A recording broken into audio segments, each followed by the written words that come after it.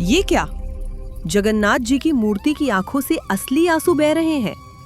पुजारी भागे आ रहे हैं, कपड़ों से आंसू पोंछ रहे हैं, पर आंसू रुक ही नहीं रहे।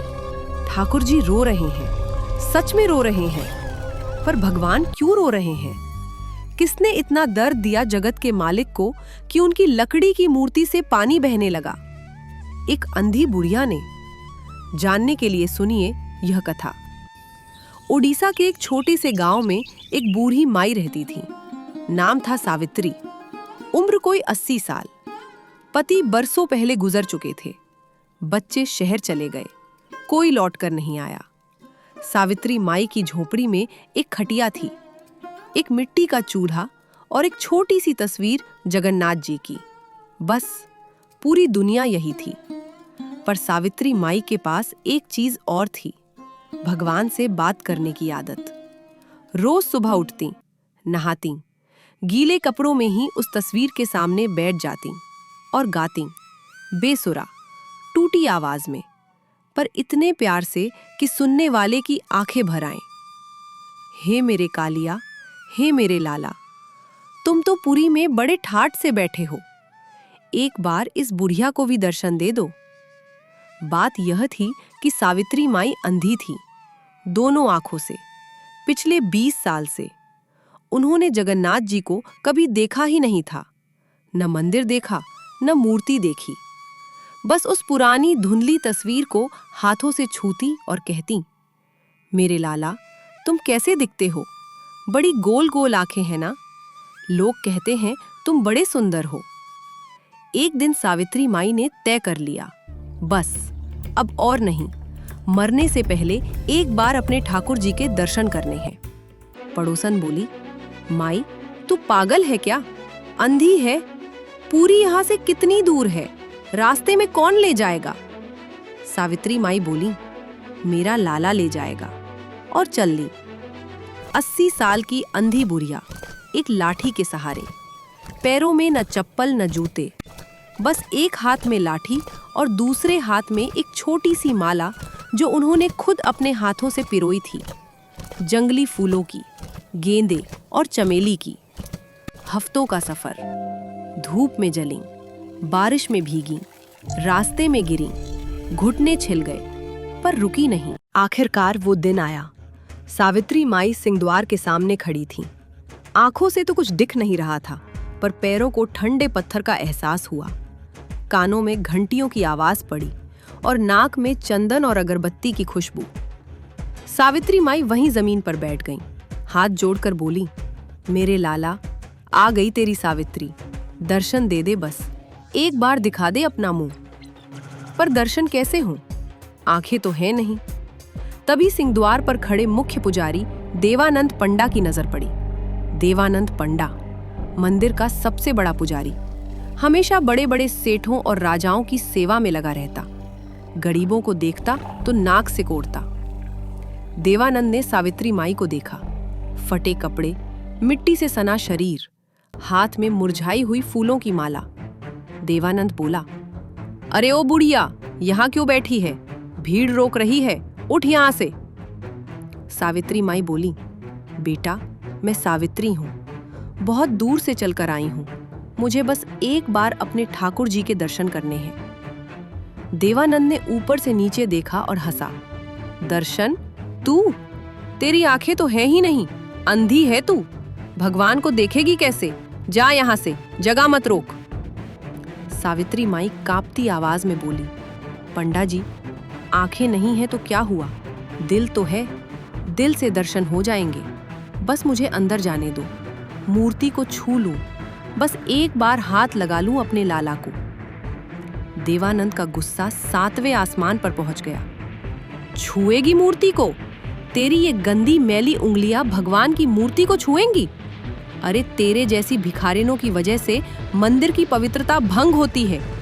और ये क्या बदबूदार फूल लाई है? कचरा है ये, भगवान के सामने कचरा रखेगी? और उसने सावित्री माई के हाथ से वो फूलों की माला छीनकर जमीन पर फेंक दी, पैर से कुचल दी। सावित्री माई जमीन पर बैठी रहीं। उनके हाथ खाली थे। हफ्तों की यात्रा, टूटे पैर, छिले घुटने और अब उनकी माला भी कुचली हुई धूल में पड़ी थी। कोई नहीं आया।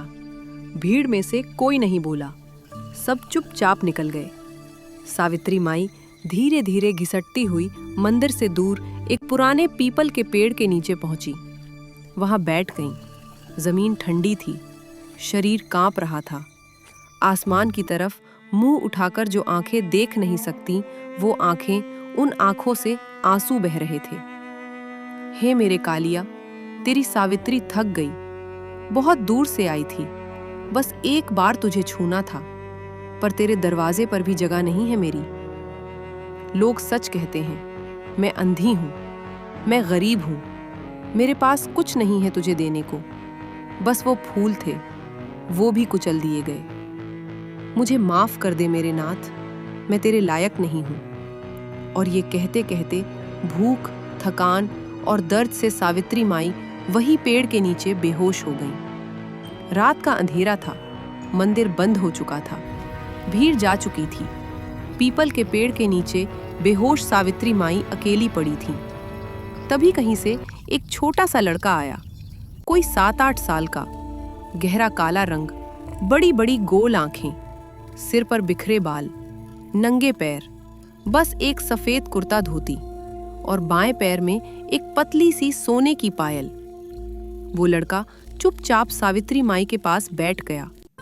उसने अपने छोटे छोटे हाथों से सावित्री माई के माथे पर पानी छिड़का, उनके बालों से मिट्टी साफ की, उनके छिले हुए घुटनों पर अपनी छोटी उंगलियों से कुछ लगाया, जैसे चंदन का लेप। धीरे धीरे सावित्री माई की आंखें खुली। अंधेरा, हमेशा की तरह अंधेरा, पर किसी के छोटे छोटे हाथों का स्पर्श। कौन है? माई, मैं हूं। तू बहुत थक गई है, तूने कुछ खाया?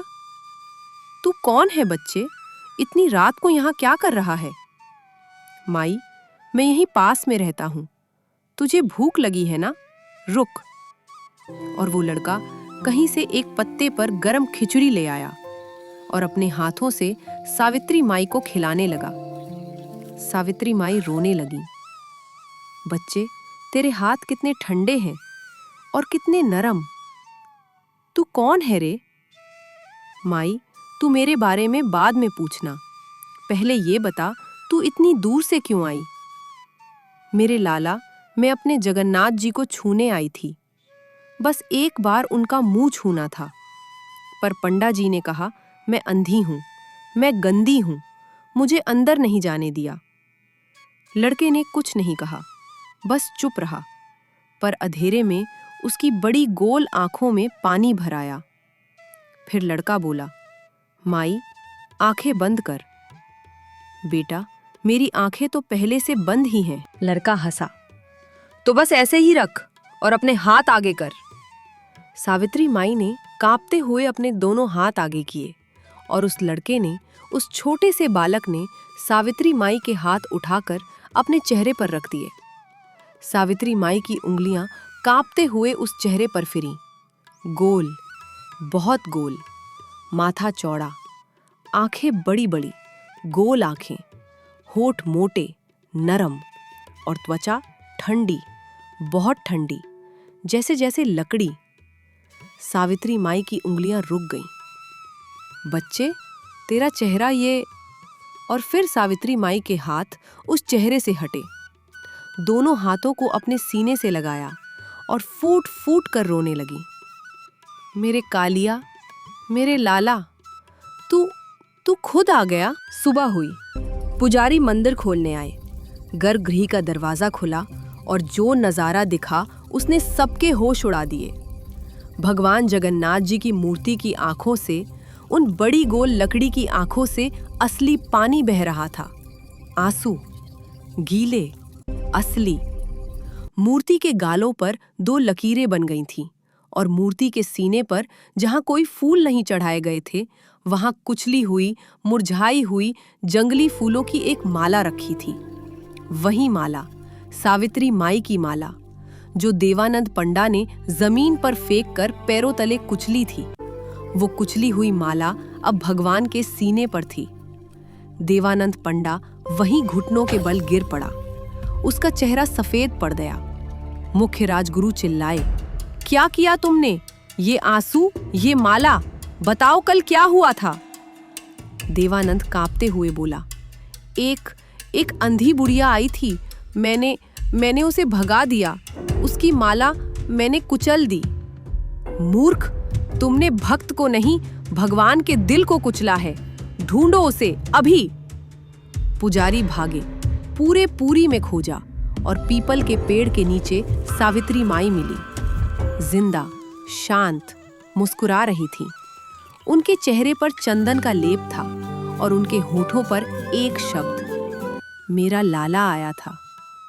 देवानंद पंडा दौड़ कर आया, सावित्री माई के पैरों पर गिर पड़ा, रोते हुए बोला, माई, मुझे माफ कर दो, मैंने आपको पहचाना नहीं, मैं अज्ञानी हूं। सावित्री माई ने अपने अंधे हाथों से देवानंद का सिर छुआ, बोली, बेटा, तुझे माफ करना मेरा काम नहीं, मेरे लाला को माफ करने दे। पुजारियों ने सावित्री माई को गोद में उठाकर मंदिर के अंदर ले जाया गया, सीधे गर्भगृह में, जगन्नाथ जी की मूर्ति के सामने। सावित्री माई के हाथ मूर्ति के चेहरे पर रखे गए। वही बड़ी गोल आंखें, वही चौड़ा माथा, वही मोटे नरम होंठ, ठीक वैसे ही जैसे रात को उस बालक का चेहरा था।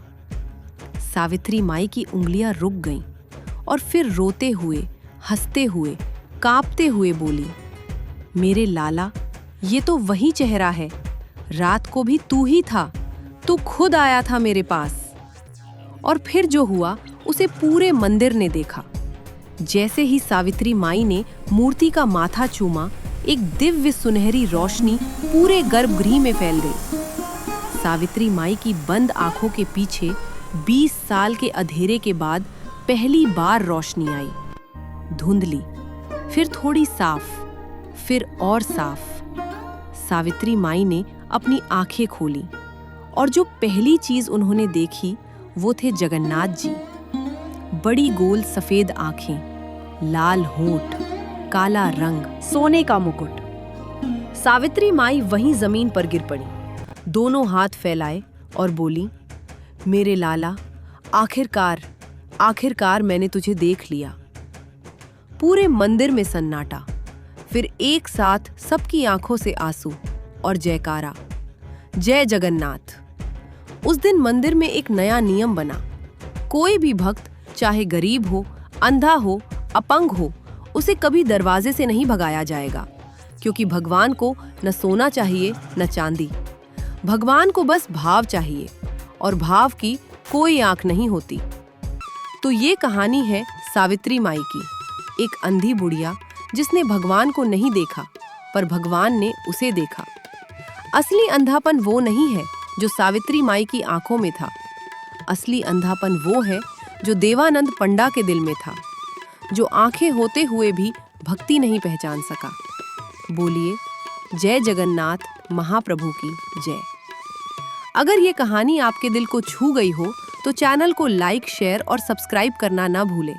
और कमेंट में बताइए, क्या आपने कभी भगवान को महसूस किया है बिना देखे?